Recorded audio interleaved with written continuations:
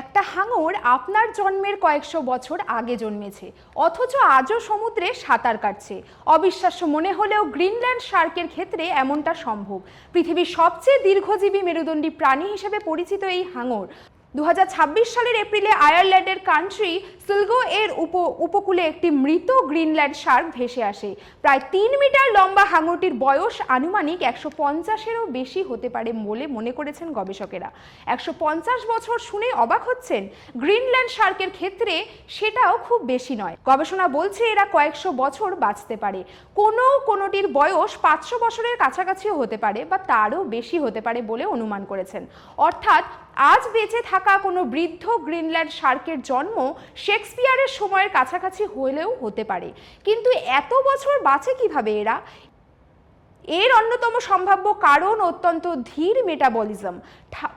বরফ ঠান্ডা গভীর জলে থাকে এই হাঙর, খুব ধীরে সাঁতার কাটে, বৃদ্ধিও হয় অত্যন্ত ধীরে। দীর্ঘ জীবন এবং বার্ধক্যের এই রহস্য নিয়ে গবেষণা করছে বিজ্ঞানীরা। এদের বড় হতেও অনেক সময় লাগে, বছরে 1 সেন্টিমিটারেরও কম বাড়তে পারে। স্ত্রী গ্রিনল্যান্ড শার্কের প্রজননের উপযুক্ত বয়সে পৌঁছতে 150 বছর লেগেও যেতে পারে বলে গবেষণায় অনুমান করা হয়েছে। গ্রিনল্যান্ড শার্ক মূলত উত্তর আটলান্টিকের ঠান্ডা জলে থাকে। গভীর সমুদ্রেও এদের দেখা যায় না। ধীরে সাঁতার কাটলেও মাছ ও সিলের মতো প্রাণী শিকার করতে পারে এরা। আবার সমুদ্রের তলায় পড়ে থাকা মৃত প্রাণীও খায় এরা। প্রবল ঠান্ডায় টিকে থাকার জন্য বিশেষ ধরনের ক্ষমতা রয়েছে এদের।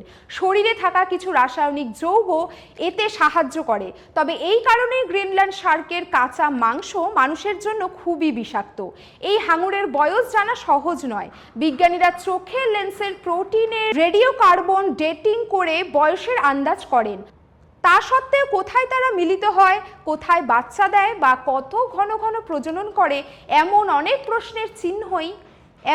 প্রশ্ন নিশ্চিত উত্তর এখনো অজানা। আয়ারল্যান্ডে পাওয়া মৃত হাঙরটি তাই গবেষকদের কাছে অত্যন্ত গুরুত্বপূর্ণ। তার শরীরে পরীক্ষা করে জীবনযাপন, রোগ এবং মৃত্যুর কারণ সম্পর্কে নতুন তথ্য জানার চেষ্টা চলছে। কয়েক শতাব্দীর জীবন আর অসংখ্য অজানা রহস্য। গ্রিনল্যান্ড শার্ক যেমন গভীর সমুদ্রে এক জীবন্ত টাইম ক্যাপসুল। আজ এই পর্যন্তই, দেখা হচ্ছে পরবর্তী এপিসোডে। ধন্যবাদ।